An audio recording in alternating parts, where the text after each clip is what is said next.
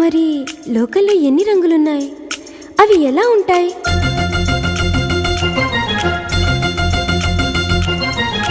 బుగ్గ మీద వెచ్చని సిగ్గు వచ్చినప్పుడు దానిని అడుగు, ఎర్రదనం అంటే చెబుతుంది. పెదవి కొమ్మ పూసిన పువ్వు అందమైన నీ చిరునవ్వు, తెల్ల రంగు అట్టా ఉంటుంది. నీలో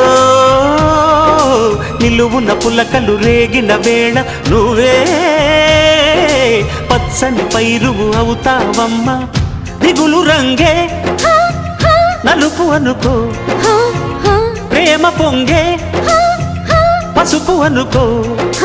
భావాలను గమనిస్తుంటే ప్రతి రంగును చూస్తున్నట్టే, చూపులు ఎవరివైనా చూపించే లోకం ఒకటి. నేస్తమా ఇద్దరి